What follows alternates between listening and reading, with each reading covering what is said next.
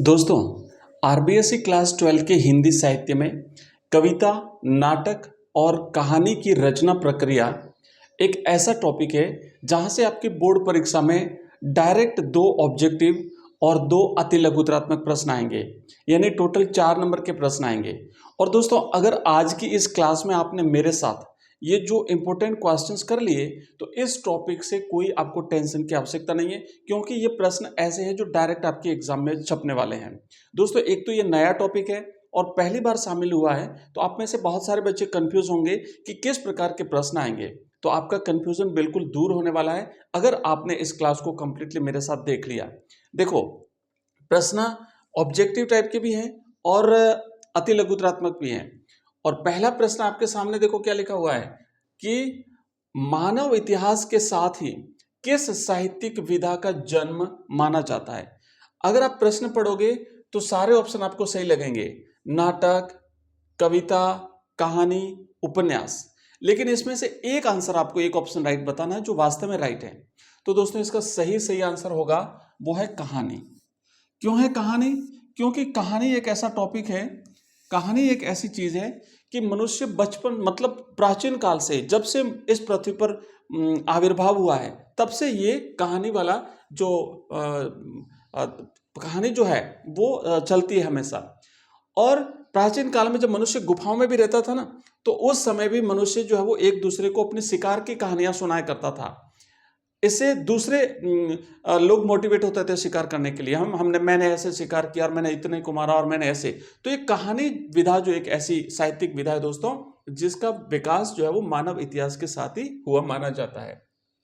Most प्रश्न अच्छी तरह से याद कर लेना है। दूसरा प्रश्न देखो दोस्तों, कि कहानी का सबसे पहला और अनिवार्य तत्व कौन सा होता है। कहानी के प्रश्न भी है, कविता के प्रश्न भी है और नाटक के प्रश्न भी हैं। और इतने जो प्रश्न है अलग अलग टाइप के, जो परीक्षा के हिसाब से इंपॉर्टेंट है ना, बिल्कुल शानदार तरीके से आपको तैयार कर लेना है। बात कहानी की हो रही है दोस्तों, ध्यान देना कि कहानी का सबसे पहला और अनिवार्य तत्व क्या है। संवाद है? नहीं। क्यों? संवाद नाटक का पहला और अनिवार्य तत्व है, तो संवाद तो नाटक में जाएगा। कहानी का पूछा है, कथानक है? यस। भाषा शैली है? नहीं। पात्र? नहीं। तो अनिवार्य तत्व है और महत्वपूर्ण तत्व है वो है कथानक, क्योंकि कोई भी कहानी बिना कथानक के नहीं बनती। पूरी कहानी कथानक के इर्द गिर्द घूमती है। तो ध्यान देना है कि कथानक जो है वो इसका सही जवाब होगा। कहानी की नींव कथानक पर ही टिकी होती है, इसके बिना कहानी शुरू ही नहीं हो सकती। नेक्स्ट देखो अगला प्रश्न। अब हम अति लघुतात्मक और मिक्स टाइप के प्रश्न करेंगे। कहानी में देश, काल और वातावरण का क्या काम होता है। तो आपको उत्तर इस प्रकार लिखना है कि यह कहानी को प्रामाणिक का मतलब है कि कहानी सच्ची है ना, उसको प्रूफ कर देता है और साथ ही साथ विश्वसनीय बनाता है, जिससे पाठक कहानी के माहौल से जुड़ जाता है। क्या क्या चीज बनाती है कहानी को प्रामाणिक? देश, काल और वातावरण, मतलब जैसी परिस्थिति जहां की हम कहानी सुना रहे हैं, जिस समय की हम कहानी सुना रहे हैं, उसके हिसाब से पूरा माहौल होना चाहिए। उसे देश, काल और परिस्थिति कहते हैं। फॉर एग्जाम्पल, उदाहरण के तौर पर अगर हम देखें तो बच्चों, कि अगर कहानी रेगिस्तान की है तो वहां का वातावरण ऊंट और रेत वाला होना चाहिए। अगर कहानी जहां की है वहां का माहौल नहीं है तो फिर वो कहानी बिल्कुल पाठकों में इंटरेस्ट, रुचि पैदा नहीं करेगी। इस बात का आपको ध्यान देना है। नेक्स्ट देखो कि कहानी में क्लाइमैक्स यानी चरमोत्कर्ष कैसा होना चाहिए, क्योंकि क्लाइमैक्स जो है ना कहानी का, वो अगर शानदार होता है तो कहानी बिल्कुल जो है वो लोगों को प्रभावित करने के लिए बहुत ही सही होती है। तो क्लाइमैक्स लंबा होना चाहिए, उलझा हुआ होना चाहिए, स्वाभाविक और तर्क संगत होना चाहिए या उबाऊ होना चाहिए। तो ऑप्शन पढ़ करके आपको पता चल गया होगा कि वो कैसा होना चाहिए। वो स्वाभाविक और तर्क संगत होना चाहिए, ऑप्शन सी है। क्लाइमैक्स ऐसा होना चाहिए जो पाठकों को लगे कि हाँ ऐसा ही होना चाहिए, मतलब कहानी पढ़ने के बाद में बिल्कुल उनको लगना चाहिए कि हाँ बिल्कुल ये ऐसा ही होना चाहिए। चलिए आगे बढ़ते हैं और थोड़ा सा नेक्स्ट प्रश्न चेंज करते हैं। कहानी और उपन्यास में सबसे बड़ा और मूल अंतर क्या है। भाई देखो, कहानी छोटी होती है, उपन्यास बड़ा होता है। तो एक बात तो ये है कि आकार और विस्तार का अंतर जो है वो दोनों में मूल अंतर है। कहानी जीवन के किसी एक हिस्से को दिखाती है, लेकिन उपन्यास पूरे जीवन को दर्शाता है। या फिर यूं कह सकते हैं कि कहानी जो है ना वो 20-20 मैच है, लेकिन उपन्यास क्या है, उपन्यास टेस्ट मैच है। समझ में आ रहा है ना? तो ये आपको ध्यान देना है। और प्रश्न जो है वो इंपॉर्टेंट है, याद रख लेना, इसे परीक्षा के हिसाब से जरूरी है। उत्तर भी आपको इसी तरीके से लिखना है ताकि आपका एग्जामिनर एकदम खुश हो जाएगा आंसर पढ़ के आपका। नेक्स्ट देखो दोस्तों कि शब्दों से खेलना किस रचना प्रक्रिया की पहली शर्त है। जैसे कहानी की पहली शर्त है कथानक, उसी तरीके से शब्द किसकी पहली शर्त है? तो आपने जरूर पहचान लिया होगा, कहानी है नहीं है, कविता है यस।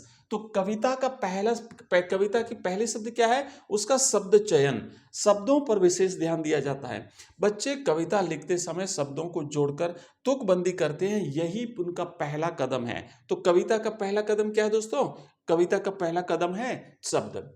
नेक्स्ट देखो, कविता के संदर्भ में बिंब का क्या अर्थ है? आपने बिंब धर्मी कविता है, हमने बहुत सारी हिंदी साहित्य में बहुत सारे कवियों को पढ़ा है जो बिंबों का प्रयोग करते हैं अपने अपनी रचनाओं में। तो बिंब का मतलब होता है शब्दों के माध्यम से चित्र उकेरना। ठीक है, एक तो हम पेन पेंसिल से, कलर से, ब्रश से चित्र बनाते हैं। कवि कल्पना के माध्यम से कुछ ऐसी रचनाएं बना लेता है, इस प्रकार के शब्द चयन गूंथ लेता है कि जब हम कविता को पढ़े या सुने तो हमारे सामने एक दृश्य उपस्थित हो जाता है। तो याद रखना है इस तरीके से कि बिंब शब्दों के माध्यम से पाठक के दिमाग में एक चित्र या दृश्य उकेरने का काम करता है। मतलब क्या है? बिंब का सीधा मतलब है शब्दों से बनी हुई तस्वीर। ठीक है, एक दिमाग में एक पिक्चर बन जाती है, शब्द चित्र जिसे कहते हैं। नेक्स्ट प्रश्न देखो, कविता में लय और संगीतात्मकता कौन उत्पन्न करता है? तो लय और संगीतात्मकता बिंब उत्पन्न करता है? नहीं, बिंब तो एक प्रकार से हमारे दिमाग में दृश्य उपस्थित करता है। अलंकार उपस्थित करता है? नहीं, अलंकार जो है वो कविता या काव्य में केवल बाहरी सौंदर्य उत्पन्न करता है। छंद करता है? हाँ, छंद जो है वो बिल्कुल करता है। क्यों? क्योंकि छंद किसे कहते हैं? छंद का मतलब ये होता है किसी काव्य में यति, गति, तुक आदि का ध्यान रख करके जो रचना रची जाती है, तो इसी से कविता में संगीतात्मकता आती है। तो सही जवाब क्या रहेगा? सही जवाब रहेगा ऑप्शन सी। और लास्ट ऑप्शन है छंद, रस। तो रस तो कविता की काव्य की आत्मा माना गया है। ठीक है, तो अभी छंद आपको याद रखना है, क्योंकि छंद के कारण ही कोई कविता गाई जाती है, उसमें संगीतात्मकता उत्पन्न होती है कविता के कारण। नेक्स्ट प्रश्न देखो कि एक अच्छी कविता की सबसे बड़ी विशेषता क्या मानी जाती है? तो अच्छी कविता की सबसे बड़ी विशेषता क्या? कठिन शब्द नहीं, कम शब्दों में गहरी बात कहना। तो बिल्कुल सही है, कम से कम शब्दों में गहरी से गहरी बात कहना। और इसे कहते हैं गागर में सागर भरना। दोस्तों, इसे कहते हैं गागर में सागर भरना। जैसे बिहारी जी के जो दोहे होते हैं वो बहुत ही गागर में सागर भरने वाले होते हैं। तो दोहे भी एक प्रकार का क्या है? दोहे भी एक प्रकार का काव्य है, एक प्रकार की कविता है। ठीक है, चलो आगे बढ़ते हैं। अब यहाँ पे नेक्स्ट अगला प्रश्न है कि कविता की रचना में अलंकारों का क्या महत्व है? भाई, अलंकारों का बड़ा विशेष महत्व है, क्योंकि अलंकार उस कविता की या उस काव्य की शोभा बढ़ाते हैं। जैसे आभूषण मनुष्य की शोभा बढ़ाते हैं, उसी तरीके से अलंकार जो है वो क्या करते हैं? काव्य की शोभा बढ़ाते हैं। तो अलंकार कविता के बाहरी सौंदर्य को बढ़ाते हैं और उसके अर्थ को और अधिक प्रभावशाली बनाते हैं। जैसे आभूषण इंसान को सुंदर बनाते हैं, वैसे ही कविता अलंकार जो है वो किसको सुंदर बनाती है दोस्तों? कविता को सुंदर बनाती है या काव्य को सुंदर बनाती है। दोस्तों, अगर क्लास आपको पसंद आ रही है तो एक बार लाइक तो बनता है दोस्तों, जल्दी से लाइक कर दो और इसे हाइप कर दो। लाइक के साथ ही एक हाइप का ऑप्शन भी आजकल यूट्यूब ने दिया है, तो आप इस क्लास को हाइप कर दीजिए, क्योंकि अब मैं आपके लिए और आगे बहुत ही शानदार कंटेंट लाने वाला हूं। अभी हम लेखक परिचय करने वाले हैं, कवि परिचय करने वाले हैं, निबंध हम करने वाले हैं, आपके बुक्स के जो इंपॉर्टेंट क्वेश्चंस हैं वो भी हम करने वाले हैं। बहुत सारा कंटेंट आपके लिए लाऊंगा, लेकिन जल्दी से क्लास को कर दो लाइक। और दोस्तों, जो आपका डाउट है, कुछ भी अगर आप कोई टॉपिक आपका समझ में नहीं आ रहा है, तो आप इस वीडियो के कमेंट बॉक्स में कमेंट कर देना, ताकि मैं आपके कमेंट के फीडबैक के आधार पर नेक्स्ट टॉपिक को कवर करवा दूंगा। चलिए आगे बढ़ते हैं। अगला प्रश्न आपके सामने दोस्तों दिया हुआ है कि साहित्य की वह कौन सी विधा है जिसका सीधा संबंध रंगमंच से होता है, स्टेज से होता है?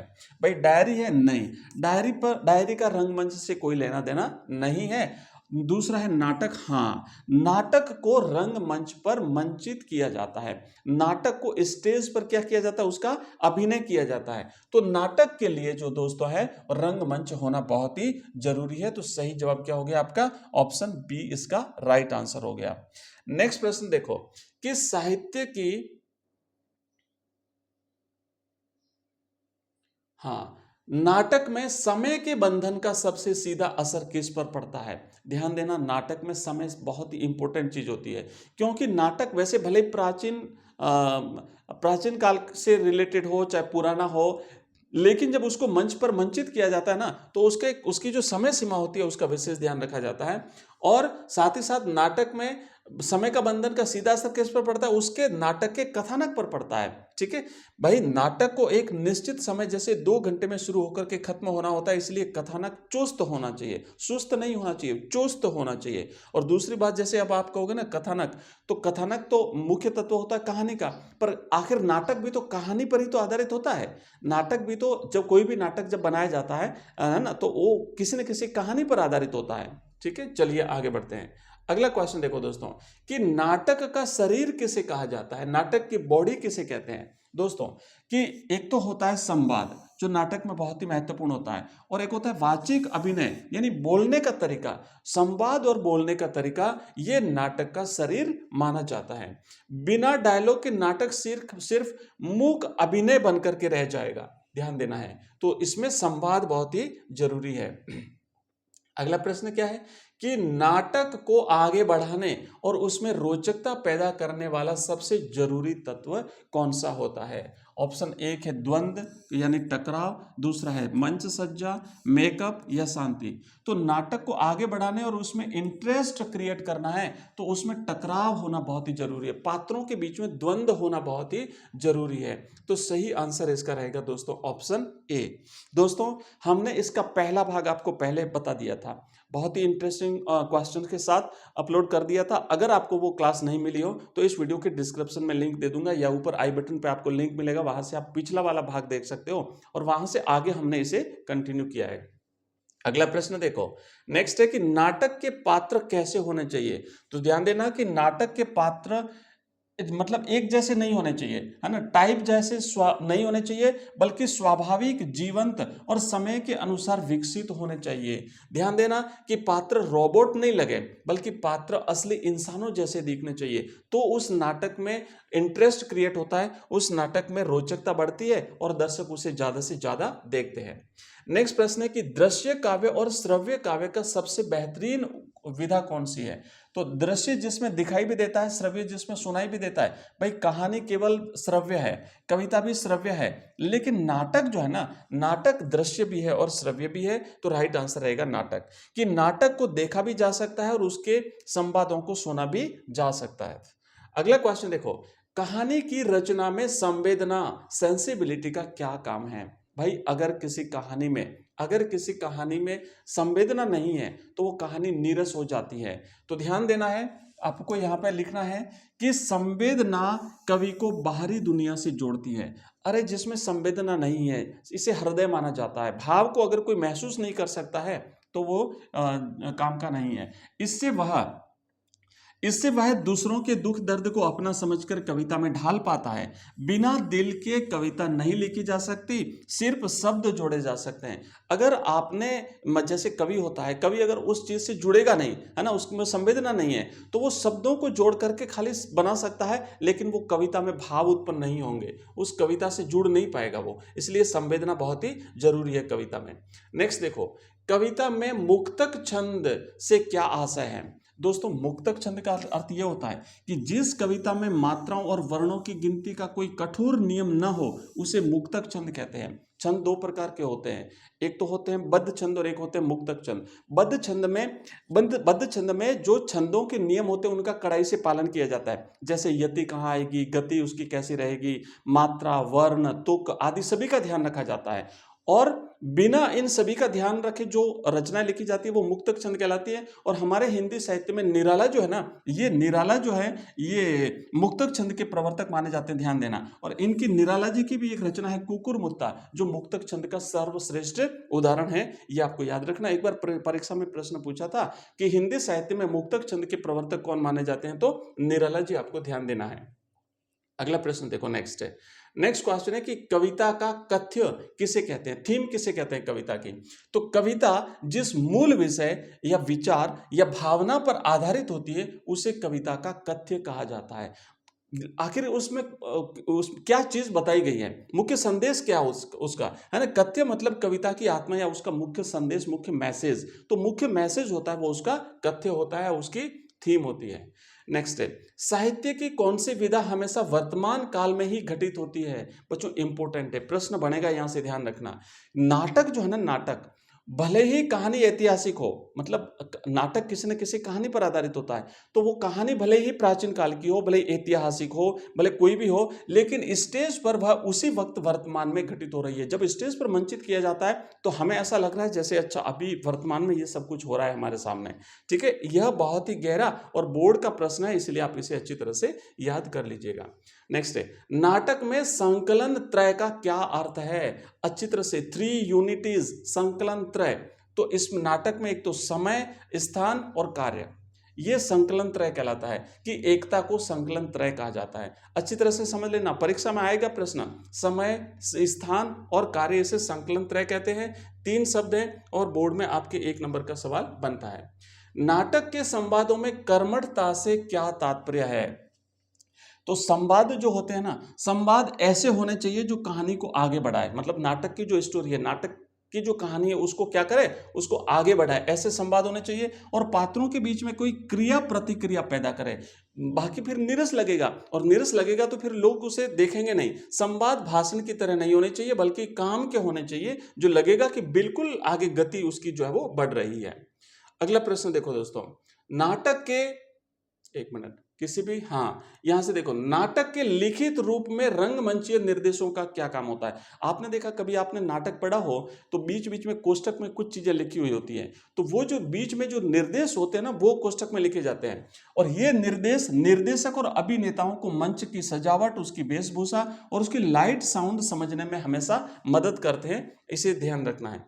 नेक्स्ट है, किसी भी नाटक की सफलता की सबसे बड़ी कसौटी क्या है। तो दर्शकों द्वारा उस नाटक को स्वीकार किया जाना ही उस नाटक की सबसे बड़ी जो है वो क्या है, विशेषता है भाई।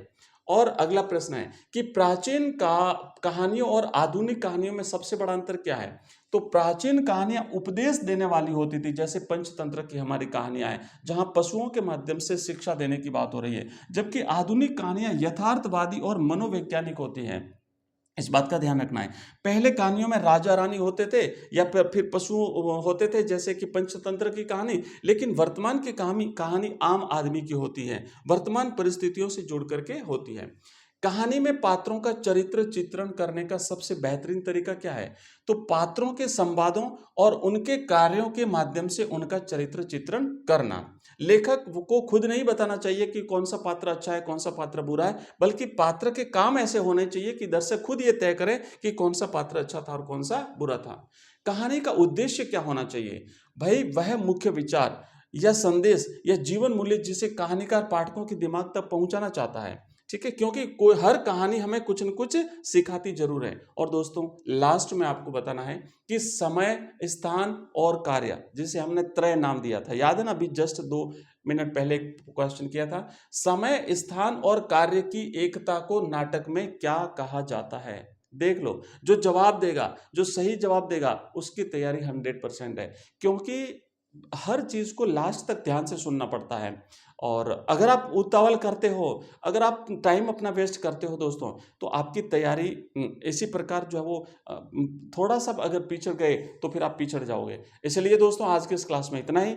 नेक्स्ट क्लास में फिर से मिलते हैं। आप मुझे बताइए अगली आप किस विषय पर जो है वो अगला क्या टॉपिक चाहते हैं, आप मुझे कमेंट बॉक्स में कमेंट करिए। मैं बिल्कुल आपके लिए वो शानदार कंटेंट रेडी करके आपको अवेलेबल करा दूंगा। तो अभी के लिए बस इतना ही। पढ़ते रहिए, इसी तरीके से दोस्तों आगे बढ़ते रहिए। धन्यवाद।